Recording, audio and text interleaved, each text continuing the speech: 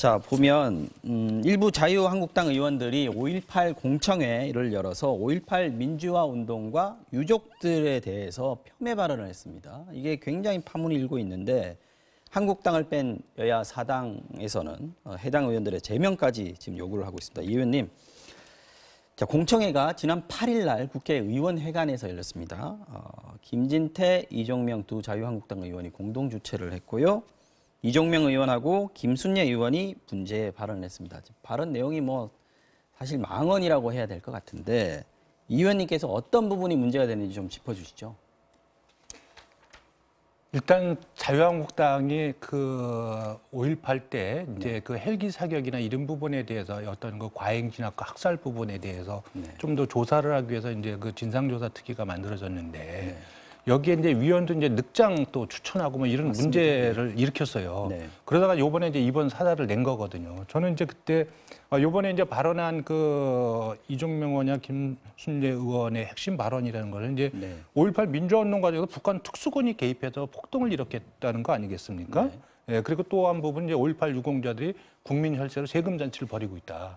이렇게 해서 그 5.18 민주화 항쟁 자체를 지금 폄하하고 그때 그 민주화운동 과정에 헌신했던 분들의 어떤 명예를 훼손하는 이제 이런 실정이 어떤 그 망언에 가까운 정말 막장 정치를 펼쳐 있는데요.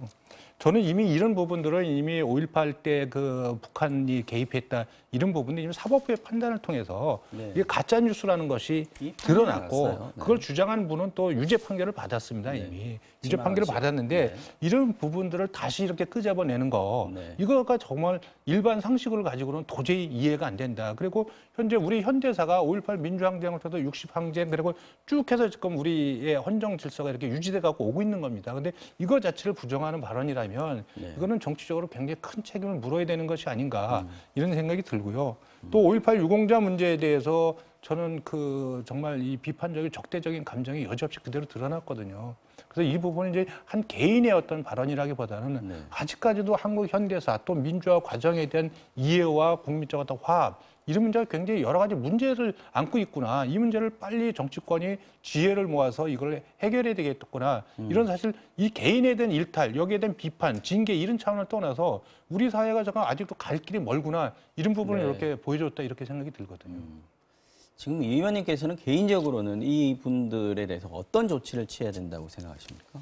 일단 각 당이 바른미래당도 그렇고 이제 당 차원에서 아마 국회 윤리특위에 징계 요구서를 저는 이렇게 낼 것 같습니다. 그렇게 이제 상정하고 또 국회 윤리자문위의 이런 쪽에 의견을 들어봐야 하겠지만 더 중요한 것은 사실 정치인들이 두려워하고 무서워하는 것은 국민 여론의 판단입니다. 국민 여론이 어떻게 생각하느냐. 이러기 때문에 이것이 국회 윤리특위에 가기 이전에 이 부분을 이런 공청회가 열리도록 방치한 책임이 그 자유한국당 지도부에 있습니다. 그래서 지도부는 여기서 공개 사과하고 그다음에 이분들에 대해서 국민들이 납득할 수 있도록 어떠한 조치를 빠르게 내놓을 수 있느냐 이 부분이 더 중요한 관건이라고 생각이 듭니다. 그거는 자유한국당이 적어도 그러면 한국의 현대사나 민주화를 어떻게 이해하고 있는지 이 부분에서 자기 입장을 분명히 드러내야 되거든요. 그런데 지금 보면 김병준 비대위원장이나 나경원 원내대표 하면 굉장히 소극적 발언 정도로 하고 이렇게 넘어가길 바라는 이런 뉘앙스를 봤거든요. 저는 이건 굉장히 잘못됐다 이렇게 생각이 듭니다.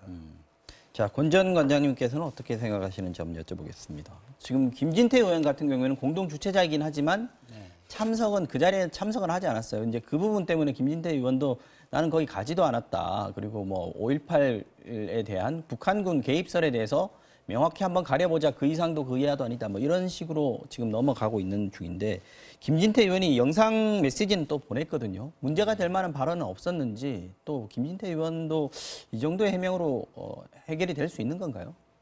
참석하지 않았다고 말씀하시면서 이제 타 당이 문제 발언에 대해서 책임론을 제기한 것에 대해서는 좀 적절하지 않는 해명을 하신 것 같습니다. 남의 당 의원을 출당하느니 제명하느니 왜 그런 말이 나오는지 모르겠다. 오히려 자신을 더 띄워주려는 타 당의 발언이다. 이런 말씀을 하신 것이 오히려 더 부적절한 해명으로 더 큰 논란의 한 단편이 되고 있는데요. 김진태 의원님은 이제 한국당의 당대표 후보십니다. 맞아요. 이제 주최자 자격으로 또 공당의 당대표 후보로서 해당 망언에 대해서 사과하고 행사 주최자로서의 유감을 표시해도 부족할 판에 네.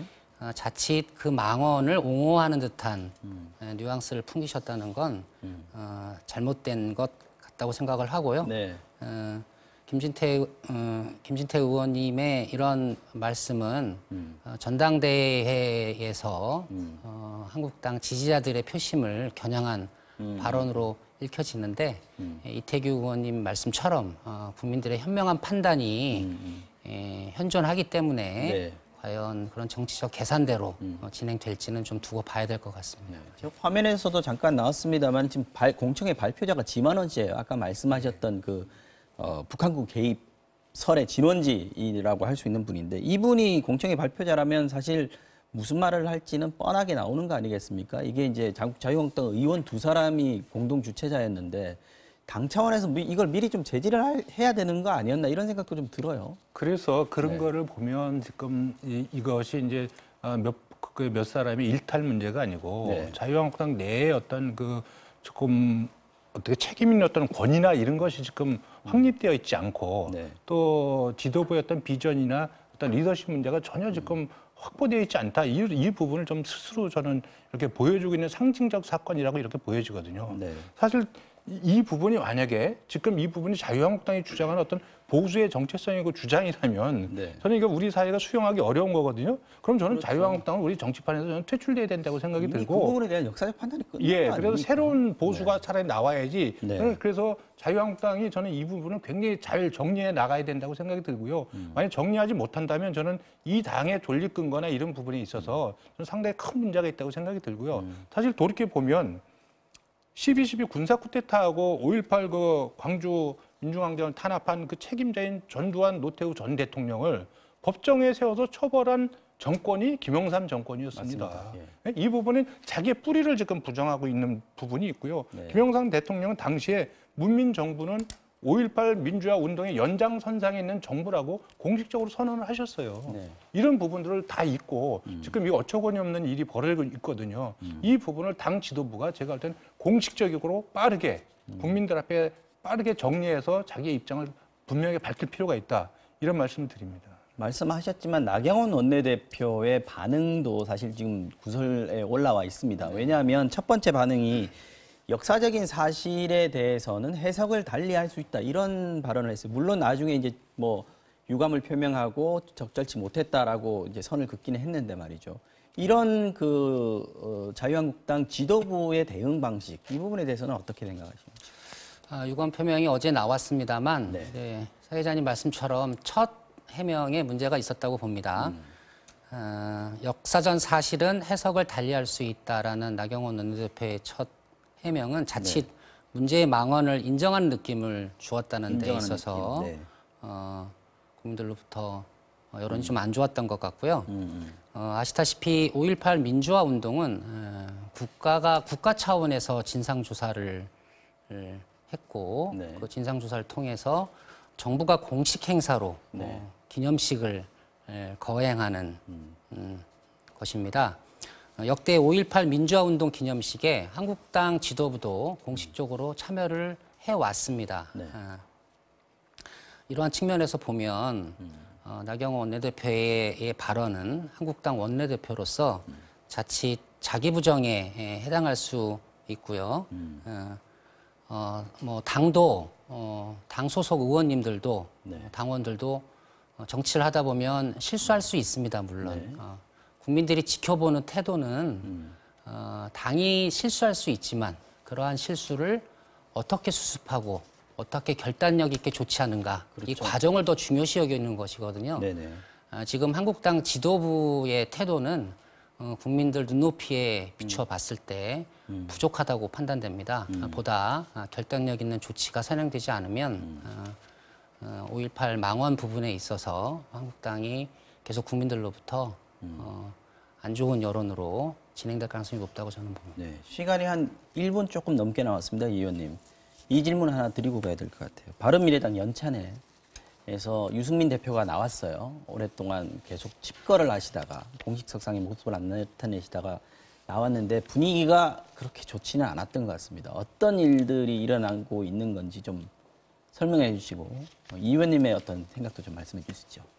글쎄요, 뭐 분위기가 나빴다고 생각하지는 않습니다. 예, 왜냐면 이제 그 유승민 전 대표가 분명하게 바른미래당이 개혁적인 중도 보수 정당으로 가야 된다. 그렇게 가서 현재 퇴행적인 자유한국당을 대체하고 문재인 정부와 맞서야 된다. 예? 이 주장을 한 거고 또 나름대로 어떤 판단 근거들이 있습니다. 그래서 공감 가는 부분도 있는 거고 그리고 이제 다른 부분에서는 우리 당은 그 합리적 진보와 개혁적 보수를 다 아우르는 중도개혁 정당이다. 예? 중도개혁 정당 관점에서 개혁적 보수를 포용하는 것이지 개혁적 보수의 관점에서 중도나 합리적 진보를 포용하는 것이 아니다. 이런 이제 의견이고 또 다른 의원님들은 그것이 뭐가 중요하냐. 실제로 문제를 풀어가는 과정들이 더 중요한 거 아니냐. 뭐 이런 논의들이 같이 있는데 다 상대방을 존중해가면서 사실 굉장히 다 합치면 한 7시간 이상 토론을 했습니다. 이게 이번에 바른정당 출신 의원들하고 호남계 의원들하고의 선이 너무나 명확하게 갈렸다 이런 평가도 있는데 그런 부분은 분명히 있습니다. 그런 부분이 있어. 그래서 이번에 이제 합의된 부분은 그런 부분에서 계속해서 토론이 좀 필요하다는 쪽에 공감대가 있었던 부분이고 그리고 이제 호남의 이제 그 일부 의원님들 말씀하신 이제 민평당하고 합당 문제 이 부분은 이제 다수의 의원들이 그건 적절하지 않다 해가지고 더 이상 현 시점에서는 거론하지 않는 걸로 그렇게 정리가 됐던 부분이고요. 저는 그래서 이후에도 계속해서 건설적인 어떤 토론 또 안보나 경제에 있어서 중요한 문제에 대해서 어떤 합의점들을 만들어 나간다면 굳이 이것이 우리가 중도냐 아니면 개혁적 보수냐를 가지고 싸울 이유는 없다 이렇게 생각이 들거든요. 저는. 네, 알겠습니다. 자, 오늘 말씀은 여기까지 듣겠습니다. 지금까지 이태규 바른미래당 국회의원 나오셨고요. 권혁기 전 춘추관장이었습니다. 두 분 고맙습니다.